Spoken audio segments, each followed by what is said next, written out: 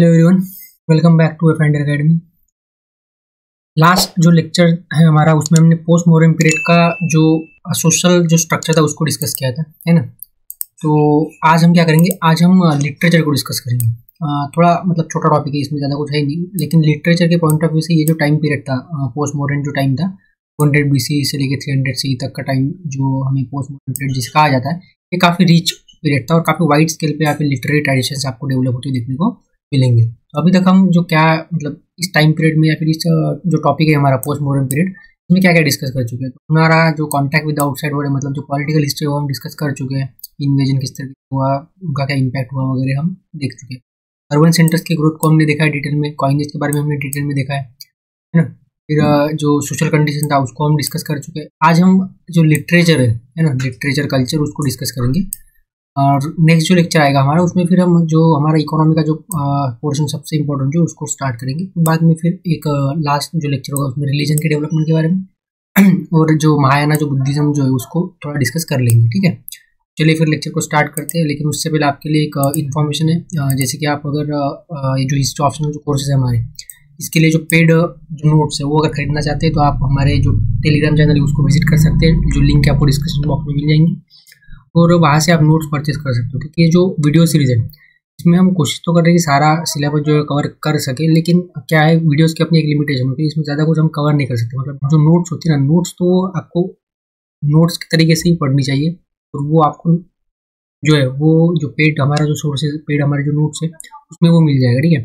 यहाँ पे तो बस मैं चीज़ों को समझाता हूँ, सिंप्लीफाई करता हूँ। बाकी आप अगर चाहो तो आप नोट्स पढ़ सकते हो और नोट्स पढ़ने का आपको कोई बुक पढ़ने की ज़रूरत नहीं है। लेकिन अगर आप नोट्स नहीं पढ़ना चाहते तो आप वीडियोस को देखिए और अपने खुद के जो सोर्सेज है, जो भूपिंदर सिंह वगैरह या फिर DN झा वगैरह जो भी बुक्स आप पढ़ते हो, इग्नोर वगैरह, फिर सहायता से आप प्रिपरेशन कर सकते हो। लेकिन अगर आपको सिर्फ एक ही सोर्स पढ़ना है तो आप हमारे नोट जो करें बिल्कुल, ठीक है। तो चलिए देखते हैं फिर लिटरेचर जो है पोस्ट मॉडर्न पीरियड में डेवलप क्यों हो रहा था और इसका मतलब एक तरह रीज़न क्या था।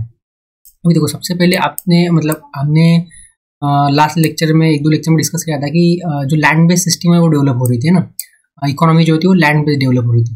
तो लैंड बेस्ड इकोनॉमी जब डेवलप होंगी तो समाज में क्या होगा, मतलब अलग अलग तरह के डिस्प्यूट भी क्रिएट होंगे ना। लीगल राइट्स की ज़मीन किसकी है, इसका एक लीगल राइट मतलब लीगल जो चीज़ें आती है यहाँ पे आ जाती है ना। फिर हेरिडिटरी सक्सेशन वगैरह चीज़ें आ जाती है जब प्राइवेट प्रॉपर्टी का हम कंसेप्ट जब डेवलप हो रहा है तब।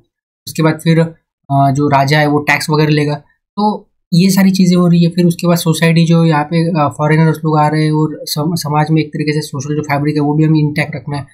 इसके लिए कुछ ना कुछ लिखना होगा, लॉ बनाने होंगे। तो इस टाइम पीरियड में आपको देखने को मिला काफ़ी जो स्मृतिज वगैरह वो भी डेवलप इस टाइम पीरियड पे हुई थी। और ओवरऑल अगर देखा जाए तो सेक्युलर लिटरेचर भी काफ़ी डेवलप हुआ है, रिलीजियस लिटरेचर भी काफ़ी डेवलप हुआ है ना। क्रिएटिव लिटरेचर, पोएट्रीज वगैरह भी आपको इस टाइम पीरियड पे देखने को मिलेंगी। और संस्कृत एक इंपॉर्टेंट रोल यहाँ पे प्ले करती है इस टाइम पीरियड में, यहाँ से आगे, ठीक है। चलिए फिर थोड़ा देखते हैं इसमें क्या है। तो 200 से 300 200 BC से 300 CE का जो टाइम पीरियड था 500-600 साल का, इसको ऐसा माना जाता है कि जो लिटरेचर है ना ये काफ़ी लार्ज स्केल पे प्रोड्यूस हुआ है ना। It is a fairly prolific period in terms of production of literature. Particularly अगर देखा जाए तो जो रिलीजियस जो टेक्स्ट है ना वो काफ़ी ज़्यादा डेवलप हुई है, साथ साथ सेकुलर, टेक्निकल और क्रिएटिव टेक्स्ट भी आपको देखने को मिलेंगे, ठीक है। तो ये जो टाइम पीरियड है, इस टाइम पीरियड से आपको संस्कृत एक मतलब थोड़ी थोड़ी ग्रेजुअली आपको एक रूलिंग क्लास की जो लैंग्वेज है वो आपको उभरती देखने को मिलेगी। मतलब इससे पहले क्या होता था, संस्कृत ज़्यादातर जो पूजा पाठ करने वाले जो लोग थे, ऋषि जो थे ना वही यूज़ करते थे। लेकिन इससे आगे जो है आपको संस्कृत देखने को मिलेगा कि जो रूलिंग क्लास वाले जो लोग हैं, रॉयल फैमिली जो, वो भी संस्कृत का यूज़ कर रहे हैं। क्योंकि रुद्रदमन जो था ना वो पहला ऐसा राजा है जिसने जो इंस्क्रिप्शंस है वो इंस्क्रिप्शन संस्कृत में बनाए हैं, मतलब संस्कृत में लिखे हैं इंस्क्रिप्शन। देखो इससे पहले जो मौर्याज वगैरह हुआ करते हैं, मौर्याज और सातवाहन वगैरह, इनके अगर आप इंस्क्रिप्शन देखोगे तो ये पाली लैंग्वेज में है ना, पाली प्राकृत वगैरह लैंग्वेज में वो यूज करते थे। और जो स्क्रिप्ट होती थी वो ब्राह्मी और खरोष्ठी स्क्रिप्ट हमने देखा है मॉडर्न पीरियड को हमने जब डिस्कस किया था। लेकिन जो फर्स्ट जो रूलर था जिसने क्लासिकल संस्कृत में इंस्क्रिप्शंस लिखे वो था रुद्रदमन, है ना। ये कौन सा, ये शाका रूलर था। मैं बताया फॉरेनर्स थे, बाहर से आए थे। अभी यहाँ पे आपको एक डाउट आया होगा कि ये क्लासिकल संस्कृत क्या होता है। क्लासिकल संस्कृत क्या है, ये फर्स्ट रूलर है जिसने क्लासिकल संस्कृत में इंस्क्रिप्शन लिखा है 150 AD के आसपास। तो क्लासिकल संस्कृत होता क्या है, देखो ऐसा माना जाता है, मतलब माना क्या जाता है, ऐसे हिस्टोरियंस कहते हैं दो तरीके आपकी संस्कृत है। एक तो है वैदिक संस्कृत, एक कौन सी है, वैदिक संस्कृत। अभी हमारे पास पेन तो नहीं है ना, हम लिख नहीं सकते, लेकिन ठीक है समझ लो ना, सुन लो आप। ठीक है, वैदिक संस्कृत। तो वैदिक संस्कृत मतलब वो संस्कृत जो वैदिक टाइम पीरियड मतलब 1500 बीसी से अभी 1500-1600 2000 बीसी से टाइम लेके एक तरह से 600-700 बीसी तक जो संस्कृत थी, जो ऋग्वेदिक टेक्स्ट में आपको देखने को मिलेंगी, जो आपको सामवेद, अथर्ववेद, यजुर्वेद में देखने को जो लैंग्वेज मिलेंगी वो थी वैदिक संस्कृत, है ना। वो थोड़ी ओल्ड लैंग्वेज है, मतलब एकदम जो इनिशियल स्टेज में संस्कृत थी वो थी वैदिक संस्कृत, थोड़ी डिफिकल्टी समझने के लिए। फिर उसके बाद क्या हुआ, जो संस्कृत है उसको समझने के लिए आपको पता है कि पाणिनि है, और पाणिनि ने वैदिक संस्कृत के ऊपर एक ग्रामेटिकल बुक लिखी। ठीक है, first century BC, sorry first century नहीं, फर्स्ट मिलेनियम बीसी, मतलब कि जो 1000 साल का जो टाइम पीरियड था क्रिश्चियन एरा के पहले का टाइम, उस टाइम पे अष्टाध्यायी लिखी गई। तो वहां से आगे जो संस्कृत डेवलप हुई ना, वो क्लासिकल संस्कृत थी, उसको कहा जाता है क्लासिकल संस्कृत। वो जो क्लासिकल संस्कृति है डेवलप होती होती मिडिल टाइम पे, मतलब मेडिवल टाइम पीरियड तक ये संस्कृत डेवलप हुई है, क्लासिकल संस्कृत जिसे कहा जाता है। 700-800 बीसी से लेके फिर आगे आपका देखने को मिलेगा आपको 1300-1400 सी तक जो है संस्कृत डेवलप हुई। उसके बाद फिर संस्कृत डेवलप ही नहीं हुई आगे। इसके भी अलग अलग रीजन है क्यों संस्कृत डेवलप नहीं हुई। और आज आप अगर देखो, ऐसे लोग आपको देखने को, मतलब कोई ऐसे लोग नहीं है जो ऐसा कहेंगे कि संस्कृत उनकी फर्स्ट लैंग्वेज है, आपको देखने को ही नहीं मिलेंगे लोग। क्यों? क्योंकि संस्कृत डेवलप ही नहीं हुआ आगे, है ना। एक पर्टिकुलर कम्युनिटी के तहत संस्कृत को रखा गया, तो इसकी वजह से फिर लोगों के मतलब जो डेली जो जब हम डेली कम्युनिकेट करते तो संस्कृत में तो कम्युनिकेट नहीं करते थे लोग, तो फिर पाली, प्राकृत, फिर उसका मतलब उससे आगे डेवलप हुई हिंदी, मराठी, गुजराती, ये लैंग्वेजेस डेवलप हुई, ब्राह्मी, पाली, प्राकृत लैंग्वेज से। लेकिन संस्कृत डेवलप ही नहीं हुई आगे। क्यों? क्योंकि संस्कृत को एक पर्टिकुलर कम्युनिटी तक रखा गया था। तो ये एक सबसे बड़ा ड्रॉबैक था। तो संस्कृत दो तरह की है, एक है वैदिक और दूसरी है क्लासिकल संस्कृत। वैदिक संस्कृत मतलब वैदिक टाइम पीरियड पे जो वैदिक टेक्स्ट लिखे गए, वेदास जो है हमारे 4, वो जो लिखे गए वो वैदिक टेक्स्ट मतलब वैदिक संस्कृत है। उसके बाद जो संस्कृत डेवलप हुई है on the basis of grammar of Panini, Panini ने जो अष्टाध्यायी लिखी थी वो, और उसके बाद आपको पता है कमेंट्रीज लिखी गई है उसके ऊपर पतंजलि ने, महाभाष्य। ठीक है, तो वो जो संस्कृत डेवलप हुई वो थी क्लासिकल संस्कृत उसके टाइम, उसके बाद। ठीक है ना, तो समझ में आ गया होगा अभी आपको क्या बताया। तो अभी जो पाली लैंग्वेज जो यूज होती थी पहले मौर्यस के टाइम पे, सातवाहन के टाइम पे, वो अभी जो रॉयल जो इंस्क्रिप्शन थे जो पाली लैंग्वेज में हुआ करते थे, वो अभी यहाँ से आगे आपको संस्कृत लैंग्वेज में देखने को मिलेंगे। तो संस्कृत जो थी ना, वो एक cheap medium of literary expression develop हुई थी हर तरीके के लिए। मतलब आप चाहे रिलीजियस टेक्स्ट लिख रहे हो, आप चाहे सेकुलर टेक्स्ट लिख रहे हो, आप चाहे टेक्निकल लिख रहे हो, क्रिएटिव लिख रहे हो, कुछ भी लिख रहे हो, Sanskrit was the main language. Even the Buddhism जो पहले पाली या प्राकृत लैंग्वेज का, इवन बुद्धा ने प्राकृत लैंग्वेज का यूज किया था, पाली प्लस संस्कृत मिक्स करके प्राकृत लैंग्वेज बनी थी। तो वो प्राकृत जो थी ना, वो भी अभी रिप्लेस हो गई थी बुद्धिज्म में भी, क्योंकि महायाना जो बुद्धिज्म डेवलप हुआ था उसने संस्कृत का ज़्यादातर यूज किया है। और जो बुद्धिस्ट स्कॉलर्स जो थे अशोक वगैरह, इन्होंने भी संस्कृत का यूज किया है ना। बुद्ध चरित्र जो लिखी गई थी वो संस्कृत में लिखी गई थी। तो चलिए देखते हैं अभी संस्कृत में कौन कौन सा लिटरेचर इस टाइम पीरियड पे डेवलप हुआ है। तो हम ऐसा बोल सकते हैं कि ये जो 500 ईयर्स है ना, इस टाइम पीरियड पे रामायण और महाभारत जो इसको एक तरीके से रिडैक्ट किया गया। रिडैक्ट मतलब क्या किया गया, तो इसको एडिट किया गया है ना, by some Brahmins so as to align them with the present situation. मतलब जो अभी जो सोसाइटी में जो चेंजेस आ रहे थे, उस सोसाइटी के चेंजेस को ऑब्जर्व करने के लिए, उनके लिए रूल वगैरह बनाने के लिए, ऑथेंटिसिटी उनको लाने के लिए रामायण और महाभारत जो मतलब जो बुक्स थे ना, हमारे जो टेक्स्ट थे, जो स्कल्पचर थे, उनको क्या किया गया, एक तरीके से हम बोल सकते हैं कि री एडिट या फिर एडिट किया गया है ना। तो ताकि क्या हो सके, उसका आपको एक ऑथेंटिसिटी मिल सके मनुस्मृति जैसे टेक्स्ट को, मतलब जो स्मृतिज वगैरह लिखी गई थी social rules, code of conduct वगैरह बनाने के लिए। और इसीलिए आपको देखने को मिलेगा कि कॉमन चीज़ें काफ़ी ज़्यादा है, कॉमन वर्सेस काफ़ी ज़्यादा है महाभारत और मनुस्मृति में, है ना।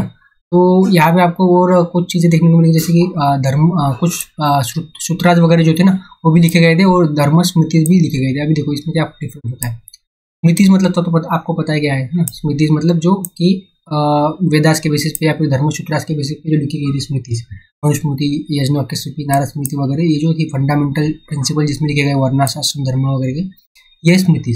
सूत्रास क्या होता है, सूत्रास जो थोड़े ओल्डर है ना, मतलब स्मृति और धर्मशास्त्र से पुराने जो है सूत्रास है, ये थोड़े प्रोज फॉर्म में लिखे गए थे और इसको समझना थोड़ा डिफिकल्ट है। इसको समझने के लिए आपको इसके ऊपर जो कमेंट्रीज है वो सुननी पड़ेगी, और कमेंट्रीज जो है ना वो धर्मशास्त्र में हुआ करती है। ठीक है, अभी यहाँ पे थोड़ा कंफ्यूजन है, काफी लोगों का कंफ्यूजन होता है धर्मशास्त्र क्या है, धर्मसूत्र क्या है।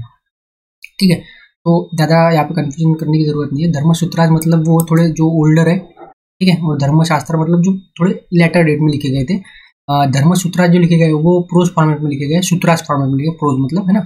और जो धर्मशास्त्र है वो लिखे गए हैं पोएट्री के फॉर्म में ना, श्लोकास के फॉर्म में। श्लोक होंगे ना गाने, लिरिक्स वगैरह होते हैं उस टाइम पे, तो उस तरह से लिखे गए। ठीक है, तो धर्म सूत्रास क्या है वो थोड़े ओल्डर है, धर्मशास्त्र थोड़े उसके बाद में लिखे गए, और ये जो स्मृति है ये तो काफी बाद में लिखी गई।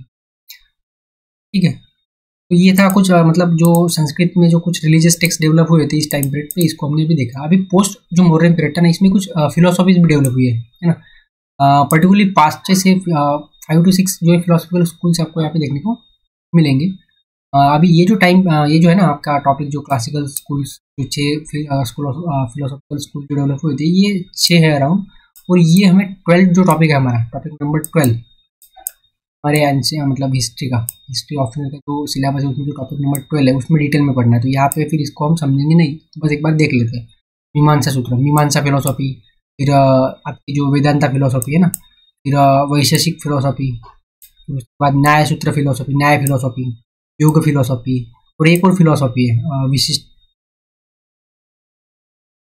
एक और फिलोसॉफी याद नहीं आ रहा। ठीक है, तो 6 फिलोसॉफिकल स्कूल्स है जो हम 12 जो टॉपिक देखेंगे तब हम समझेंगे इसको। अभी से मतलब बस देख लेते हैं कि किसने एक तरीके से एक आइडिया होनी चाहिए कि क्या है इसमें। तो मीमांसा जो सूत्र फिलोसॉफी है, मीमांसा, हाँ उत्तर मीमांसा है, ठीक है, उत्तर मीमांसा फिलोसॉफी है ना, मीमांसा, उत्तर मीमांसा, वेदांत फिलोसॉफी, या फिर वैशेषिका फिलोसॉफी, न्याय फिलोसॉफी और योगा फिलोसॉफी। इस तरह 6 स्कूल्स ऑफ फिलोसॉफी यहाँ देखने को मिलेंगे। अभी ये जो फिलोसॉफी है मीमांसा सूत्र फिलोसॉफी, इसमें क्या है, तो इसमें वैदिक रिचुअल्स को इंपॉर्टेंट माना गया है कि यही धर्म है, इसको आप परफॉर्म करो, और वैदिक जो रिचुअल्स है अगर आप परफॉर्म करते हो तो आपको फिर एक तरीके से मुक्ति मिल जाएंगी। फिर भद्रयान ने ब्रह्मसूत्रा लिखी थी सेम टाइम पीरियड पे। इसमें वेदांता फिलोसॉफी के बारे में बताया गया है कि आत्मा और ब्रह्मा क्या है, फिर इन दोनों को समझने के लिए आपको खुद को समझना होगा पहले, फिर इस तरीके से फिर आपको मुक्ति वगैरह काफ़ी कॉम्प्लिकेटेड है। और ये जब हमने उपनिषद को डिस्कस किया था अर्लियर लेक्चर्स में, मतलब सबसे शुरुआत में जो लेक्चर्स थे उसमें मैंने आपको डिटेल में समझाया कि ब्रह्म क्या है, वो आत्मा क्या है, और इसका क्या मतलब जो भी है वो मैंने समझा क्या है, वो आप देख सकते हो उपनिषद के बारे में अर्लियर लेक्चर्स में। फिर कनाद, ऋषि कनाद के बारे में सुना होगा, जिन्होंने एटम की थ्योरी को, मतलब जिनकी जो फिलोसॉफी थी उसके बेसिस पे एटम जो थ्योरी है वो डेवलप हुई थी ना, फिजिक्स यहाँ पे आ चुका था। गौतम ने न्याय सूत्र फिलोसॉफी डेवलप की थी, ये थोड़ी लॉजिक और रीजनिंग बेस्ड फिलोसॉफी थी। इसका कहना है कि दुनिया में जो भी चीज़ें है उसको थोड़ा लॉजिक के बेस पे हमें समझना चाहिए। फिर फाइनली योग सूत्र फिलोसॉफी थी, तो ये पतंजलि को इसका क्रेडिट दिया जाता है। इसमें ऐसा कहा गया कि आपको अगर मुक्ति चाहिए, लिबरेशन चाहिए, मन की शांति चाहिए, तो जो है वो आपको एक्सरसाइज करनी पड़ेगी, थोड़ी फिजिकली मेंटली फिट रहना पड़ेगा। ठीक है, तो इस तरीके से जो है वो 5 to 6 जो स्कूल्स है philosophical school Indian Orthodox philosophy के वो है, और वो हम डिटेल में 12 टॉपिक में डिस्कस करेंगे। अभी पाली और जो प्राकृत है ना, इसमें बुद्धिस्ट थॉट्स और क्रॉनिकल जो है वो लिखे गए हैं, जैसे कि जातका स्टोरी जो आपको देखने को मिलेंगी, फिर निदकंठ है, फिर मिलिंदा पन्नु वगैरह है ना। मिलिंदा पन्नु के बारे में हमने काफ़ी बार डिस्कस किया है, चर्चा की इसके बारे में कि मिलिंदा नाम से, मेनेंडर नाम से ग्रीक राजा था, और उसने एक जो बुद्धिस्ट साधु थे उनके साथ डिस्कशन डिबेट वगैरह की, और फिर वो इंप्रेस हो गया बुद्धिज्म से, तो फिर उसने बुद्धिज्म को अडॉप्ट कर लिया था। ठीक है, फिर महावत्सु वगैरह हिनायना टेक्स्ट है, ये जो कि मिक्स प्राकृत पर संस्कृत में लिखा गया है। हिनायना टेक्स्ट में 2 स्कूल्स है, दो ट्रेडिशन है बुद्धिज्म में, हिनायना है, एक महायाना है। महायाना ने ललित, मतलब जो महायानिस्ट है उसमें ललित वत्सरा एक फेमस है, फिर अवधन शतका एक फेमस है। ठीक है, अशोका के लाइफ के ऊपर लिखी गई है, ये संस्कृत में ये दोनों, ये महायानिस्ट जो टेक्स्ट है, महायानिस्ट जो ये थे, महायानिस्ट जो थे बुद्धिस्ट, वो थोड़ा संस्कृत वगैरह की तरफ बढ़ चुके थे, और बुद्ध चरित्र लिखे बाद में अशोक घोषा ने, ये भी संस्कृत में कम्प्लीटली, और इसमें एक मतलब ये पोएट्री के फॉर्म में लिखी गई है, जिसमें बुद्धा की लाइफ को मतलब एक तरीके से बायोग्राफी बोलते थे, बायोग्राफी बुद्धा के ऊपर बायोग्राफी है, और लेकिन पोएट्री के फॉर्म में है। तो संस्कृत में ये, और अशोक घोष जो है ना वो कनिष्क जो है कुशायर रूलर उसका कंटेम्पररी है। तो आपको ये याद रखना चाहिए कि कौन किसका कंटेम्पररी है। यहाँ पे सेकुलर लिटरेचर भी काफ़ी लिखा गया है। सेकुलर मतलब जो रिलीजन से अलग होता है ना, मतलब जिसका रिलीजियस इतना सिग्निफिकेंस नहीं है और रिलीजन थोड़ा दूर है। जैसे कि पतंजलि ने महाभाष्य एक ग्रामर की बुक लिखी थी, मतलब नहीं ग्रामर की बुक नहीं, महाभाष्य जो थी वो कमेंट्री थी पाणिनि की जो ग्रामर की बुक थी अष्टाध्यायी उसके ऊपर। और कात्यायना का जो वर्तिका है, मतलब कि ये पाणिनि का ग्रामर का इलेबोरेशन है। पाणिनि ने ग्रामर की बुक लिखी थी अष्टाध्यायी, इसको इलेबोरेट करने का काम किया था कात्यायना ने। इन दोनों के ऊपर जो कमेंट्री लिखी है वो पतंजलि ने लिखी, थोड़ा इसको इलेबोरेट किया, थोड़ी कुछ अपने रूल्स वगैरह इसमें ऐड किए पतंजलि ने। तो क्लासिकल संस्कृत यहाँ पे डेवलप हो रही थी धीरे धीरे। फिर पिंगला है यहाँ पे, ठीक है, इसने भी कुछ मैट्रिक्स वगैरह लिखा है, ये इतना ज़्यादा इंपॉर्टेंट नहीं है। फिर मौर्यन जो वर्क था, मौर्यन टाइम पीरियड पे जो अर्थशास्त्र लिखी गई थी ना, अर्थशास्त्र जैसे कि हम बोलते कौटिल्य ने लिखी, तो इसके ऊपर भी कुछ एडिशन वगैरह हुई थी। अभी कौटिल्य तब था नहीं, लेकिन बाकी लोगों ने कुछ एडिशन वगैरह किया होगा उसमें, स्टेट क्राफ्ट के ऊपर भी लिखा है ना, पॉलिटी के ऊपर जो अर्थशास्त्र वगैरह लिखा गया। फिर वत्स्यायन ने यहाँ पे कामसूत्र लिखा है ना, प्लेजर लाइफ वगैरह कैसे होनी चाहिए, धर्म काम अर्थ, ये जो 3-4 गोल है, इसमें से प्लेजर एक गोल है ना, काम वगैरह, इसके ऊपर वत्स्यायन ने कामसूत्र लिखे। फिर जो 3 मेडिकल ट्रीटीज वगैरह जो है, जिसमें चरक संहिता है और सुश्रुत संहिता है। अभी ये भी आपको याद रखना कि चरका कंटेम्पररी था अशोक कनिष्क के, है ना, चरक अश्वक घोष वगैरह ये सारे के सारे कौन थे, कंटेम्पररी थे कनिष्क के। फिर इसमें क्या है, तो इसमें जो फिजियोलॉजी है, डायग्नोसिस है, ह्यूमन जो ट्रीटमेंट वगैरह वो किस तरह की जाती है डिसीज वगैरह की, इसमें डिटेल में लिखा गया है। और सुश्रुत जो संहिता है, इसमें सर्जरी वगैरह के बारे में लिखा गया है। तो उस टाइम पीरियड में सर्जरी वगैरह भी होती थी हमारे देश में, तो काफ़ी हम साइंटिफिकली थोड़े एडवांस वगैरह थे, हम ऐसा बोल सकते हैं। फाइनली फिर पोस्ट मॉडर्न जो पीरियड है, उसमें आप ऐसा बोल सकते हैं कुछ काव्य वगैरह लिखे गए हैं ना, जो कि काफ़ी एस्थेटिक थे, डेकोरेटिव थे, है ना, क्रिएटिव लिटरेचर जिसको हम बोल सकते हैं। इसमें पोएट्री आता है, ड्रामा आता है, नॉवेल आता है, बायोग्राफी आता है। इसमें अशोक घोष ने सबसे पहले बुद्ध चरित्र लिखा था, है ना, पोएट्रिक फॉर्म में, और एक सौंदर्य नंदम वगैरह लिखा था संस्कृत में। ये 1st सेंचुरी सी में लिखे गए थे, जो कि कनिष्क ने पैटर्नाइज किया था इसको, अशोक घोष को। भाषा जो है, भाषा इसके 13 प्लेज वगैरह, जैसे कि अविमर्का, है ना, स्वप्न वंश दत्ता, है ना, ऐसे कुछ लिखे गए इसी टाइम पीरियड पे लिखे गए थे। भाषा के बारे में नाम से एक था, हिस्टोरियन नहीं बोल सकते हैं, क्या बोलेंगे हम उसको, उस टाइम पीरियड पे एक ड्रामेटिक्स वगैरह हम बोल सकते हैं उसको। फिर प्राकृत जो पोएम थी, इसमें गतसत्त साई लिखी है सातवाहना किंग हाला ने, है ना।